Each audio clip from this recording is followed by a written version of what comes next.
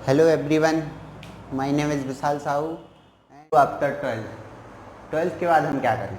कई लोगों का ट्वेल्थ का रिज़ल्ट आ जाता है या रिज़ल्ट नहीं आता है, तब तक वे मतलब सोचते रहते हैं कि मतलब आगे क्या करें ट्वेल्थ के बाद, और ट्वेल्थ के कौन कौन से एग्ज़ाम होते हैं ट्वेल्थ के बाद जो क्लियर करके वो आगे फर्दर स्टडीज़ के लिए जा सकते हैं। तो आज मैं आपको इस वीडियो में यही बताने वाला हूँ कि आप ट्वेल्थ के बाद क्या कर सकते हैं, कौन कौन से एग्ज़ाम्स होते हैं ट्वेल्थ के बाद। तो वो आप इस वीडियो को पूरा एंड तक देखें तो आपको इस सारे एग्ज़ाम्स की और मैथ स्टूडेंट एक आगे क्या क्या कर सकता है फ्यूचर में, उस सब की जानकारी आपको आज दूंगा। तो सबसे पहले एक मैथ स्टूडेंट के लिए ऑप्शन खुलता है इंजीनियरिंग का ऑप्शन खुलता है, जिसमें नेशनल टेस्टिंग एजेंसी NTA जिसे हम बोलते हैं, NTA ये एक संस्था है, नेशनल टेस्टिंग एजेंसी, जो IIT का एग्ज़ाम कंडक्ट कराती है। IIT JEE, अगर आपको इंजीनियर बनना है, आपका ड्रीम इंजीनियर है, आपको IIT के इन दो में से दोनों पेपर्स को या किसी एक JEE मेंस को क्लियर करना होगा। JEE मेंस क्लियर करने के लिए आपको इसमें फिजिक्स, केमिस्ट्री, मैथ 3 सब्जेक्ट्स आते हैं, और ये मल्टीपल चॉइस क्वेश्चन होता है, मतलब सिंगल करेक्ट इसमें ऑप्शंस होते हैं और आपको कोई एक ऑप्शन चूज़ करना होता है। इसके बाद जब आप ये एग्ज़ाम्स क्लियर कर लेते हैं, तो आप अगर दोनों एग्ज़ाम्स क्लियर कर लेते हैं तो आपको JEE एडवांस के बेस पर IIT या NIT कॉलेज मिलेगा। IIT कॉलेज NIT कॉलेज से ज़्यादा क्वालिफाइड होता है, मतलब थोड़ा ज़्यादा बेस्ट होता है। तो इसके लिए, और अगर आप केवल JEE मेंस क्लियर कर पाते हैं तो आपको NIT कॉलेज मिलेगा। NIT कॉलेज में, और ये दोनों ही कॉलेज आपको BTech या BE की डिग्री कराते हैं। 4 साल की आपको कोर्स कराने के बाद ये आपको BTech या BE की डिग्री देते हैं। BTech bachelor of technology, BE bachelor of engineering. इसके बाद आपके लिए जॉब की अपॉर्चुनिटीज खुल जाती हैं पूरी तरह से। आपका जब इंजीनियरिंग का कोर्स पूरा हो जाएगा, 4 साल का पूरा जब आप कोर्स कर लेंगे, तो आपके लिए बाहर से कंपनीज आती हैं। वो अगर जैसा आपका परफॉर्मेंस रहता है ट्वेल्थ बेस्ड पर, और जैसा आपका परफॉर्मेंस इन 4 सालों में रहता है, उस बेस पर आपको चूज़ करती हैं। और इसमें कैंपस सिलेक्शन होता है। कैंपस सिलेक्शन मतलब कई कंपनियां आती हैं और वो आपको टेस्ट के द्वारा आपको चूज़ करती हैं, और इंटरव्यूज़ के द्वारा कई कंपनियां आपको ले जाती हैं। तो ये यहाँ पर आपको जॉब की अपॉर्चुनिटी इस तरह खुल जाती है। तो इसके बाद आप अगर फर्दर स्टडीज़ के लिए जाना चाहते हैं, मतलब अगर आप इन्हीं कॉलेज में पढ़ाना चाहते हैं जो आपको NIT IIT कॉलेज मिलते हैं, आप इन्हीं में पढ़ाना चाहते हैं, तो आपके लिए इसके आगे आप आगे स्टडी करनी होगी। आगे स्टडी करने के लिए गेट का एक एग्ज़ाम होता है, गेट का एग्ज़ाम जिसे हम graduate aptitude test of engineering कहते हैं। इससे आपको MTech के लिए IIT कॉलेज मिलेगा। जब आप गेट का एग्ज़ाम क्वालिफाई कर लेंगे तो आपके लिए MTech करने के लिए IIT कॉलेज मिलेगा। IIT कॉलेज जब आप मिल जाएगा तो आप इसमें 2 से 3 ईयर्स का कोर्स कराएंगे वो आपको MTech का। ये कोर्स अलग अलग डिफरेंट कॉलेज में डिफरेंट टाइम होता है इसका, लेकिन 2 to 3 और 4 ईयर इसमें, मतलब ये 4 ईयर मैक्सिमम होता है। इसके बाद अगर आप इसके भी आगे पढ़ना चाहते हैं, यहाँ पे आपको इससे ज़्यादा MTech करने के बाद आपको BTech से ज़्यादा अपॉर्चुनिटीज़ खुल जाती हैं। जब BTech कर लेते हैं आप, तब आपको कंपनियां ले जाती हैं। लेकिन अगर MTech क्वालिफाइड है, MTech आपने कर रखी है, आपको कंपनी फर्स्ट और सेकंड टाइम में चूज़ कर लेगी।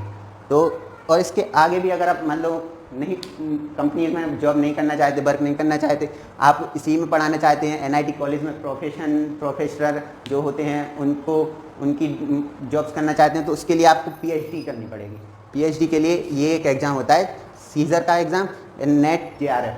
इस एग्ज़ाम के द्वारा PhD के लिए PhD प्रोग्राम के लिए आपको भेज दिया जाता है। और PhD के लिए हम आपको बता दें कि इसके लिए कोई टाइम लिमिट नहीं होती है, मैक्सिमम 6 साल इसकी टाइम लिमिट होती है। लेकिन इससे पहले भी आप PhD ख़त्म कर सकते हैं, इसके बाद तक भी PhD चल सकती है आपकी। ये आपके ऊपर डिपेंड करता है कि आप कब अपनी PhD मतलब पूरी कर पा रहे हैं। ये PhD doctorate of philosophy PhD। इसके अलावा IIT इस एग्ज़ाम के द्वारा आपको कॉलेज देती है। इसके अलावा कई खुद की संस्थाएं, मतलब जो अच्छी संस्थाएं इंडिया में, वो BTech करवाती हैं, जो वो UPTU, BIT त्रिपली, बिटसेट, UPSW, ये संस्थाएं ऐसी हैं जो खुद का एग्ज़ाम कंडक्ट कराती हैं BTech करवाने के लिए।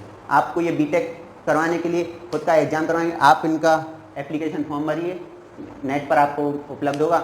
और इस जब आप इनका एग्ज़ाम होगा, आप इनके एग्ज़ाम के क्राइटेरिया में आ जाएंगे, इनकी कट ऑफ क्रॉस कर लेंगे, तो आपको ये बीटेक का जो आपको बीटेक 4 साल की होती है वो आपको बीटेक ये करवाएंगे।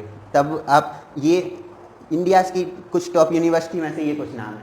इसके अलावा भी कई यूनिवर्सिटीज़ और कई जो संस्थाएं हैं वो बीटेक करवाती हैं। फिर इसके बाद जब इंजीनियरिंग का कई लोगों का ड्रीम होता है डिफेंस में जाने का, जो हमारी राष्ट्रीय सुरक्षा संस्थाएं हैं उनमें जाने का, तो उस ड्रीम के लिए हम आपको बता दें कि कई जॉब्स 12th के बाद और कई जॉब्स आफ्टर ग्रेजुएशन मिलती हैं। तो 12th के बाद जो जॉब्स हैं वो NDA NA Indian Air Force X and Y group, ये अलग अलग 2 एग्जाम्स होते हैं, एयरफोर्स एक्स और एयरफोर्स वाई ग्रुप। TES ये 12th के बाद एग्जाम होता है, इसमें मेरिट बेस पर लेते हैं। ये आपकी 12th में जितनी मेरिट 12th के मार्क्स जो आपके 12th का जो बोर्ड का रिजल्ट आता है उसके बेस पर आपको TES ये लेते हैं। इस NDA में क्या होता है कि मैथ आती है, इंग्लिश आती है और GK GS आती है। GK इसमें आपको जब आप इनका एग्ज़ाम क्वालिफाई कर लेंगे तो इन डिफेंस के सारे एग्ज़ाम्स में, मोस्टली सारे एग्ज़ाम्स में एक SSB लास्ट SSB एक एग्ज़ाम होता है जिसे क्वालिफाई करने के बाद आपको ये अपने जो डिफेंस का संस्था है उसमें ये लेते हैं। तब अगर आप NDA का एग्ज़ाम क्वालिफाई करते हैं तो आपको आर्मी, नेवी, एयरफोर्स में जो ऊँचे जो हाई कमांडर्स होते हैं, विंग कमांडर हो गया जैसे, और ये ऐसे कई कमांडर्स होते हैं, उनमें आपको ये जॉब आपको दी जाती हैं। पहले आप NDA क्वालिफाई करिए, इसका 2 एग्ज़ाम होते हैं, एक मैथ और इंग्लिश का और एक GK GS का, और उसके बाद फिर आपका एक SSB होता है, 5 से 6 दिन तक वो SSB चलता है। उसके बाद जब आप उसको क्वालिफाई कर लेंगे तब आपका आर्मी, नेवी, एयरफोर्स में जाने का आपको मौका मिल सकता है। उसके तब आपको 3 साल की ट्रेनिंग कराई जाएगी। फिर आप एक जो हमारे NDA नेशनल डिफेंस एकेडमी में एक कोई कमांडर्स बन सकते हैं, या फिर जो हमारी आर्मी में या एयरफोर्स में जो पायलट्स होते हैं उनमें जा सकते हैं। इसके बाद Indian Air Force X and Y group में आप जो एक्स टेक्निकल एग्ज़ाम होता है, इंडियन एयरफोर्स एक्स ग्रुप एक टेक्निकल होता है। इसमें मतलब आपको जो इंजीनियरिंग से रिलेटेड आपको बताया जाता है, जैसे कोई जहाज़ ख़राब हो गया या फिर कोई शिप ख़राब हो गई तो आपको उसको सुधारने के लिए और इस सब के लिए आपको ट्रेंड किया जाता है एक्स ग्रुप में। और वाई ग्रुप में आपको ऑफिस वर्क के लिए चुना जाता है।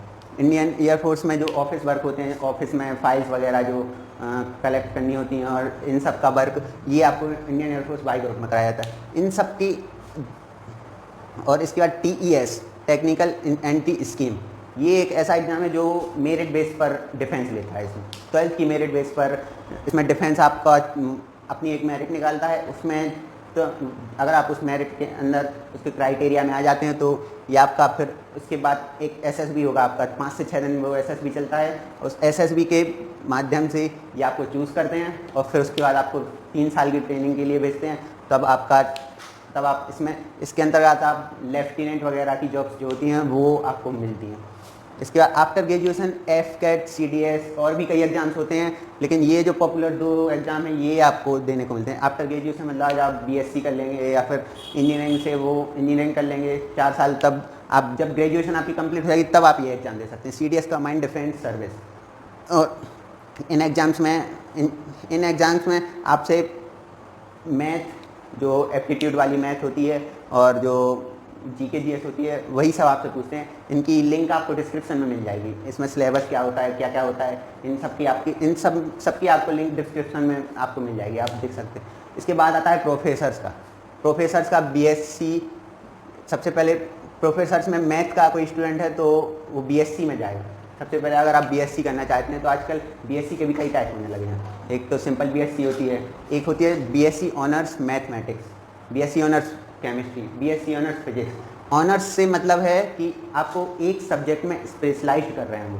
अगर आप BSc ऑनर्स मैथ से करते हैं तो आपको मैथ में आपको मास्टर बनाना चाहते हैं, मैथ में आपको आगे बढ़ाना चाहिए, केवल आपको मैथ ही पढ़नी पड़ेगी इसमें। BSc ऑनर्स मैथ इसलिए होता है।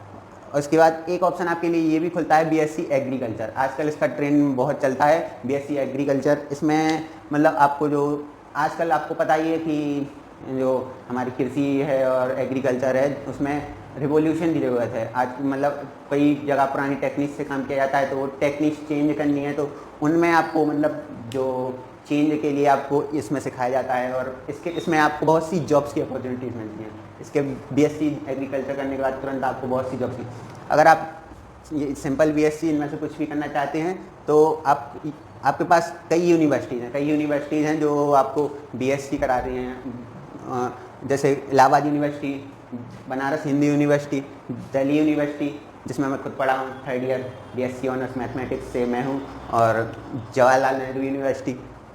ये यूनिवर्सिटी के खुद के एग्ज़ाम होते हैं या ये मेरिट बेस पर आपको चूज़ करती हैं। जैसे इलाहाबाद यूनिवर्सिटी हो गया, इसका खुद का एग्ज़ाम होता है, बीएचयू यूनिवर्सिटी हो गया, इसका खुद का एग्ज़ाम होता है, डीयू हो गया, इसका एग्ज़ाम और मेरिट दोनों बेस पर ही करता है, जेएनयू हो गया, इसमें आपको एग्ज़ाम क्लियर करना होता है। इनके एग्ज़ाम्स में आपको जो 12th बेस पे जो 12th का जो स्टैंडर्ड होता है, इसी स्टैंडर्ड के क्वेश्चन आते हैं, physics chemistry math, physics in तीनों से क्वेश्चन पूछे जाते हैं। तो इसके बाद आप बीएससी जब कर लेते हैं, बीएससी आपने कर ली, तो इसके बाद आपको जॉब्स की अपॉर्चुनिटीज़ थोड़ी कम रहती हैं। इसके बाद आप मतलब डायरेक्ट जॉब, अगर कोई कंपनी जैसे इंजीनियरिंग करने के बाद बीटेक करने के बाद आपको डायरेक्ट अपॉर्चुनिटी है कि आपको जॉब मिल जाएगी, कंपनी ले जाएगी आप, लेकिन इसमें यहाँ पे ऐसा नहीं होता है। यहाँ आप अगर बीएससी कर रहे हैं तो आपको प्रोफेसर अगर बनना है तो आपको एमएससी की ज़रूरत पड़ेगी। एमएससी करने के लिए कई कॉलेज हैं, कई यूनिवर्सिटी हैं जो एमएससी कराती हैं, तो इसमें से कुछ यूनिवर्सिटी हैं जो मतलब जो एमएससी के लिए खुद का एग्ज़ाम भी कंडक्ट कराती हैं। इन्हीं में से अगर आप आईआईटी एनआईटी कॉलेज से एमएससी करना चाहते हैं, आईआईटी एनआईटी कॉलेज मतलब आप जो ये वाले आईआईटी एनआईटी कॉलेज हैं ये आपको एमएससी कराएंगे। इसके लिए आपको जैम का एग्ज़ाम क्लियर करना पड़ेगा, JAM joint admission test for MSc. ये एग्ज़ाम क्लियर करने के बाद आपको एमएससी के लिए आईआईटी या एनआईटी में एडमिशन मिलेगा। एडमिशन मिलने के बाद 2 साल की आपको एमएससी का कोर्स कराएंगे, मास्टर ऑफ साइंस। उसके जब आपकी एमएससी पूरी हो जाएगी तब आप इन कॉलेज में पढ़ाने के लिए एलिजिबल हो जाएंगे। अगर आप एमएससी के लिए एमएससी करने के बाद आपके लिए थोड़ा सा कम अपॉर्चुनिटीज़ खुलती हैं। अगर आप मान लो कोई इससे भी कोई अच्छी यूनिवर्सिटी जो होती हैं या कहीं बाहर जाना चाहते हैं, आप फॉरेन में जाना चाहते हैं और ऐसे कहीं बाहर जाना चाहते हैं, तो उसके लिए आपको पीएचडी करनी पड़ेगी। जो ये पीएचडी है, ये पीएचडी आपको करनी पड़ेगी। इसके लिए आपको मैंने बताया है कि सीजर या नेट जेआरएफ का एग्ज़ाम क्लियर करना पड़ेगा, डॉक्टरेट ऑफ फिलॉसफी। ये एग्ज़ाम क्लियर करने के बाद आपको पीएचडी के लिए पीएचडी प्रोग्राम के लिए भेजा जाएगा। वहाँ आप जैसा आपका परफॉर्मेंस होगा उस बेस पर आपको पीएचडी आपकी उतने टाइम में आप क्लियर कर सकते हैं। इसके बाद जब आप पीएचडी कर लेंगे तब तो आप पक्का प्रोफेसर हैं, ये मान के चलिए आप पक्का प्रोफेसर हैं, चाहे आप किसी इसमें पढ़ाएं या ना पढ़ाएं। एमएससी करने के बाद भी आपको कहीं भी आप जा सकते हैं, खुद की कोचिंग्स खोल सकते हैं टीचिंग के लिए। कहीं भी आप प्राइवेट सेक्टर में जाएंगे या कहीं भी प्राइवेट कॉलेज में जाएंगे तो आपको पढ़ाने के लिए कुछ ना कुछ मतलब आपके पास अपॉर्चुनिटीज़ हैं। अगर आप हार्डवर्क करते हैं, आपके पास अपॉर्चुनिटीज़ बहुत हैं। इसके बाद जो हमारा ऑप्शन खुलता है, आजकल गवर्नमेंट टीचर का जो ज़्यादा ट्रेंड चल रहा है, बहुत से लोग गवर्नमेंट टीचर में, तो मैं वो भी आज आपको बताने वाला हूँ। तो इसमें क्या है कि जो पीआरटी, पीजीटी ये 3 कैटेगरीज़ हैं। पीआरटी में प्राइमरी टीचर, ये 1 से 5 के जो स्टूडेंट्स होते हैं उनको पढ़ाने के लिए आपको ये पीआरटी कैटेगरी होती है। इसके लिए आपको इन सभी के लिए आपको कोर्सेज़ की ज़रूरत पड़ती है। इनमें से कुछ जैसे पीआरटी, अगर आपको प्राइमरी के बच्चों को पढ़ाना है, प्राइमरी टीचर बनना है, प्राइमरी के बच्चों को पढ़ाना है, तो आपको बीटीसी, एनटीटी या बीएलएड की ज़रूरत पड़ेगी। ये कोर्स आप 12th के बाद ये कोर्स कर सकते हैं, बीटीसी, एनटीटी, बीएलएड। इनमें से कोई भी कोर्स आप 12th के बाद चूज़ कर सकते हैं।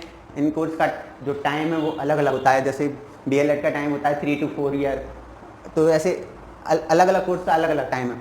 टीजीटी ट्रेंड ग्रेजुएट टीचर, ये 6 से 10 के बच्चों को पढ़ाने के लिए होता है। इसमें ग्रेजुएशन प्लस बीएड या एमएड करनी होती है। ये बीएड या एमएड कोर्स है जो आप आफ्टर ग्रेजुएशन या ग्रेजुएशन के साथ भी कर सकते हैं। बीएड का आप फॉर्म भर सकते हैं, ग्रेजुएशन के साथ आप बीएड कर सकते हैं। जब आप और उसके बाद PGT, post graduate teacher 11th 12th के बच्चों को पढ़ाने के लिए होता है। इसमें आपको पोस्ट ग्रेजुएशन की ज़रूरत पड़ती है। पोस्ट ग्रेजुएशन जो एमएससी आपकी होती है, इसे पोस्ट ग्रेजुएशन बोलते हैं। ये पोस्ट ग्रेजुएशन है। पोस्ट ग्रेजुएशन ये एमटेक जो हो ये भी पोस्ट ग्रेजुएशन में आती है। जो बीएससी बीए इनके बाद जो एमएससी एमए जो होती है वो पोस्ट ग्रेजुएशन में आती है। तब इसके बाद जब आप ये कोर्स कर लेंगे तब आपको एक एग्ज़ाम क्वालिफाई करना पड़ेगा, सीटेट या TET. CTET central teacher test या स्टेट टीचर एलिजिबिलिटी टेस्ट, ये 2 एग्ज़ाम होते हैं, ये क्वालिफाई करने होते हैं। इसके बाद आप जो टीचिंग की जिस भी कैटेगरी में आपने किया है उस कैटेगरी में आप अप्लाई कर सकते हैं। तब आपको टीचिंग के लिए बुलाया जाएगा या फिर कुछ आपका इंटरव्यू के माध्यम से आपको टीचिंग के लिए आपको जॉब्स दे दी जाएंगी। उसके बाद आता है गवर्नमेंट सेक्टर। आपका गवर्नमेंट सेक्टर में क्या है कि 2 ही टाइप से एग्ज़ाम होते हैं, आफ्टर 12th और आफ्टर ग्रेजुएशन। आफ्टर 12th में क्या है कि CHSL MTS, ये CHSL combined higher secondary level, MTS stenographer, ये एग्ज़ाम्स आपके 12th के बाद होते हैं। 12th के आप बाद दे सकते हैं। तो जब आप इनके एग्ज़ाम्स के लिए एलिजिबल हो जाएंगे तो आप, और ये एग्ज़ाम्स ऐसे हैं, ये SSC CHSL MTS स्टीनोग्राफर और ये CGL कि आप अगर प्रोफेसर्स की जॉब कर रहे हैं तब भी आप इनकी इसके साथ तैयारी कर सकते हैं। गवर्नमेंट टीचर की आप जॉब कर रहे हैं तब आप इनकी साथ तैयारी कर सकते हैं। डिफेंस की अगर आप जॉब कर रहे हैं तो भी आप इनकी तैयारी कर सकते हैं। अगर आप इंजीनियरिंग की जॉब के लिए प्रिपरेशन कर रहे हैं तब भी आप ये एग्ज़ाम दे सकते हैं। ये एग्ज़ाम आपके लिए प्लस पॉइंट है मैथ के स्टूडेंट के लिए। इसमें मोस्टली मैथ, रीजनिंग और GK GS आती है।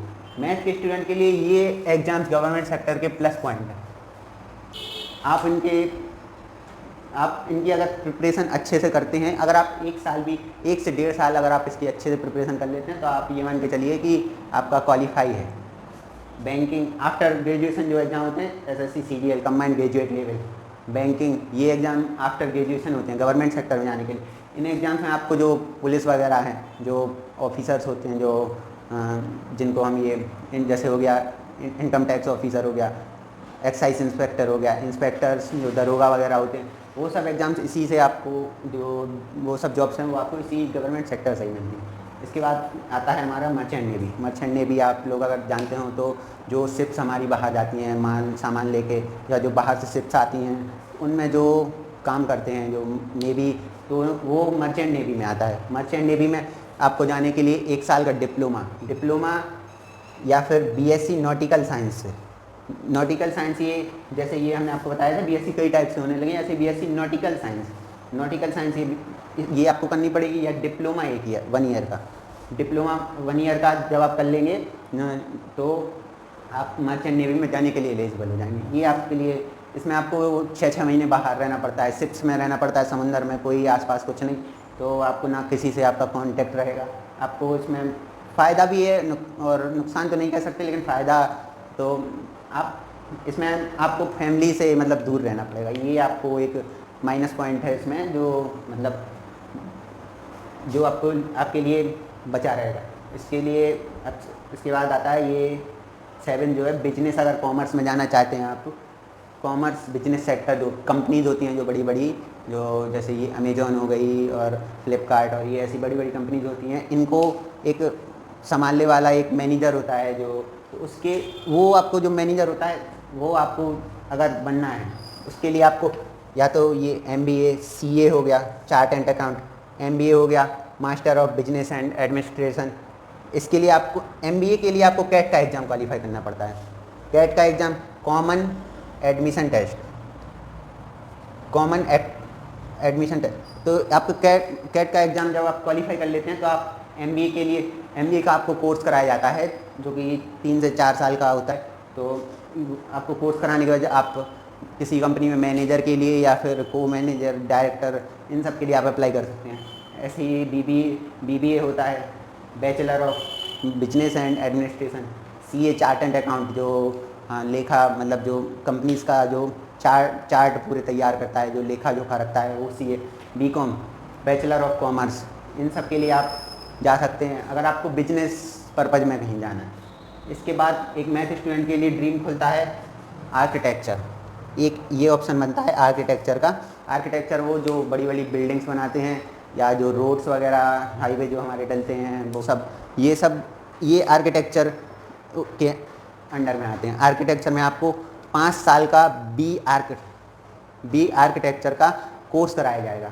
5 साल के कोर्स के बाद आप किसी कंपनी में जो आर्किटेक्चर का काम करवाती हैं आप उनमें जाके अप्लाई कर सकते हैं। उसके बाद अप्लाई करने के बाद आपको BR के लिए ये JEE मेंस से भी आपको मिलता है। JEE मेंस से आर्किटेक्चर के जो बैचलर ऑफ आर्किटेक्चर है ये आपको कोर्स करने के लिए मिलता है JEE मेंस से। और इसके लिए एक अलग से भी जो संस्था है नाटा, NATA नाटा, ये आपको ये कोर्स कराती है बैचलर ऑफ आर्किटेक्चर का। 5 साल का ये कोर्स कराएगी आपको। ये पहले ये आपके पास एक टेस्ट लेगी, आप वो टेस्ट क्वालिफाई कर लेंगे तब आपको ये 5 साल का कोर्स कराएगी। ये इस प्रकार ये इतनी आपके पास अपॉर्चुनिटीज़ हैं जो एक मैथ स्टूडेंट मतलब चुन सकता है इनमें से। अगर आपने अभी तक नहीं चूज़ किया है तो आप वीडियो तो आप देख चुके हैं, अब आप चूज़ कीजिए कि आपको क्या करना है। ये सब जब आपके हो जाते हैं तब आपका एक एग्ज़ाम आता है UPSC, union public service commission. Union public service commission UPSC में आप सभी को पता होगा, कई लोगों का ड्रीम होता है UPSC करना। UPSC में IAS, PCS, जो SPDM, IRS, Indian revenue service, IAF और ये सब जो पोस्ट्स होती हैं वो UPSC के एग्ज़ाम के बाद आप क्लियर करनी होती हैं। ये जब आप UPSC का एग्ज़ाम तभी दे सकते हैं जब आप 21 आफ्टर 21 ईयर, जब आप एज 21 ईयर हो जाएगी तब आप UPSC का। और इसमें ग्रेजुएशन आपकी ज़रूरी होती है। ग्रेजुएशन आपको मतलब एक ग्रेजुएशन आपकी चाहिए पड़ती है UPSC देने के लिए। तो ग्रेजुएशन, लेकिन ये ग्रेजुएशन की डिग्री का आपका कोई महत्व नहीं रहता। ग्रेजुएशन में आप टॉप किए या फिर कुछ किए, ग्रेजुएशन की डिग्री का इसमें कोई महत्व नहीं रहता। ये अपने खुद के एग्ज़ाम से आपके अंदर जो क्वालिटी है वो चेक करते हैं। और आप इंजीनियरिंग कर रहे हैं तो आप UPSC का टेस्ट पेपर एग्ज़ाम दे सकते हैं। डिफेंस की जॉब कर रहे हैं तो भी आप UPSC के लिए जा सकते हैं। प्रोफेसर, आप इनमें से कोई भी एग्ज़ाम की तैयारी कर रहे हैं उसके बाद आप UPSC के एग्ज़ाम के लिए जा सकते हैं। तो UPSC ये एक ऐसा एग्ज़ाम है कि ये इसमें आपको थोड़ा टाइम और हार्ड वर्क तो इसमें बहुत चाहिए पड़ता है, तब आप ये UPSC का एग्ज़ाम क्लियर कर सकते। इसमें सबसे मेन होता है इंटरव्यू, जो कि निकालना मतलब कई लोगों का, जिसमें कई लोग एलिमिनेट कर दिए जाते हैं। और उसके बाद होता है, इसके बाद हम जो UPSC के बाद कई डिप्लोमा होते हैं। डिप्लोमा जैसे पॉलीटेक्निक हो गया, ये डिप्लोमा मतलब ये कोर्स होता है लेकिन ये ग्रेजुएशन में नहीं आता है। पॉलीटेक्निक आप कर सकते। इसके बाद आपको SSC JEE एक एग्ज़ाम होता है, उसमें आपको पॉलीटेक्निक डिप्लोमा जिन एग्ज़ाम में मांगते हैं उसके लिए आप पॉलीटेक्निक कर सकते हैं। तो पॉलीटेक्निक के लिए आप, तो इसके बाद ये हमारा वीडियो यहीं पे अभी, अगर आपको अच्छा लगा हो वीडियो तो आप एक बार लाइक कीजिए। और जिन्होंने अभी तक अपना एम अभी तक चूज़ नहीं किया है, आप अपना एम चूज़ कीजिए। आप कमेंट बॉक्स में अपने एम को बताइए, आपका एम क्या है, आप क्या करना चाहते हैं, या फिर आपका इनमें से कोई एम है तो बताइए, अगर इनसे बाहर कोई एम है तो बताइए आप। और इसमें अगर आपको कुछ कमी लग रही हो या कुछ आप सजेशन देना चाहते हैं तो वो भी आप कमेंट बॉक्स में बता सकते हैं। इसके अलावा मैं आपको एक और जानकारी देना चाहूँगा कि जो JEE mains, NDA, Indian Air Force, XY ग्रुप, FCAT, CTS वगैरह में, और जो BSc के BHU, खासकर BHU, DU, JEE, अलीगढ़, ये इलाहाबाद यूनिवर्सिटी, इनमें जो मैथ आती है, मैथ के जो पेपर होते हैं इनमें इनमें ये सारे पेपर एग्ज़ाम बेस पर आपको लेते हैं ये सारी। तो इनमें जो मैथ आती है उनके क्वेश्चंस की, प्रीवियस ईयर्स क्वेश्चंस की जो क्वेश्चन आ सकते हैं उनकी वीडियो बनाकर आपको इसी चैनल पर डाली जाएगी। और आप उन वीडियोस को देखकर अपने इन आगे फर्दर स्टडीज़ के लिए आप प्रिपरेशन कर सकते हैं। एक बात याद रखिए कि ट्वेल्थ तो आपका एक एग्ज़ाम है जो क्वालिफाई करने के बाद नेक्स्ट आपका स्टेप क्या होगा उस बेस पर आपका फ्यूचर डिपेंड करता है। आप नेक्स्ट कहाँ जाना चाहते हैं, आपका एम क्या है, उस पर आपका जो फ्यूचर है वो डिपेंड करता है। और अगर बात की जाए कि इनमें से कोई जॉब आसानी से मिल जाएगी तो ऐसा नहीं है। इनमें सभी जॉब्स के लिए आपको हार्ड वर्क करना पड़ेगा। आजकल आपको पता ही है कंपटीशन का कितना ज़माना है। सभी जॉब्स, कोई भी जॉब्स आपको चाहिए हो, आजकल एक चपरासी की जॉब के लिए भी बहुत कंपटीशन है। तो अगर आप इनमें से कोई भी जॉब पाना चाहते हैं तो आपको हार्ड वर्क तो मस्ट है, मान के चलिए ज़रूरी है। और इनमें से जो आपको मतलब मैथ के स्टूडेंट के लिए जो बेस्ट अपॉर्चुनिटीज़ हो सकती हैं वो मैंने आपको इधर बता दी है। इसके अलावा अगर कोई छूट गई है या फिर जो कोई बची रह गई है तो वो आपको एक हम अलग से वीडियो बनाएंगे जिनमें इंजीनियरिंग के लिए अलग समझाएंगे, डिफेंस के एग्ज़ाम के लिए अलग आपको बताएंगे कैसे डिफेंस में मतलब आप कैसे फॉर्म भर सकते हैं या फिर कैसे कैसे कैसे क्वेश्चन आते हैं, सिलेबस, इन सब के लिए हम आपको एक अलग से वीडियो बना लेंगे। केवल उसमें डिफेंस के एग्ज़ाम्स के बारे में बताएंगे, केवल उसमें इंजीनियरिंग के एग्ज़ाम के बारे में बताएंगे, केवल उसमें गवर्नमेंट टीचर के एग्ज़ाम के बारे में बताएंगे। तो आपको ये भी एक आपको वीडियोस मिलती रहेंगी। आप ऐसे ही हमारे साथ जुड़े रहने के लिए आपका बहुत बहुत धन्यवाद। और ऐसे आप जुड़े रहिए हम लोगों के साथ। आपको हम सारे एग्ज़ाम्स की तैयारी बिल्कुल, अगर आप हार्ड वर्क करते हैं तो हम आपको वीडियोस बना के आपको जितने भी क्वेश्चन हो सकते हैं, प्रीवियस ईयर्स के क्वेश्चन हो सकते हैं, जेई मेंस के, एडवांस की बात मैं नहीं कर रहा हूँ, मैं जेई मेंस की बात कर रहा हूँ। जेई मेंस के जितने प्रीवियस ईयर्स के क्वेश्चन हो सकते हैं वो आपको सॉल्व करा के आपको वीडियो इसी चैनल पर डाली जाएंगी। तो जो लोगों ने अभी तक सब्सक्राइब नहीं किया है तो वो सब्सक्राइब कर लें। और इसके बाद अगर आप जैसा भी वीडियो आपको लगा हो तो लाइक करें और कमेंट में ज़रूर बताएं आपका एम क्या है, आप क्या करना चाहते हैं। Thank you.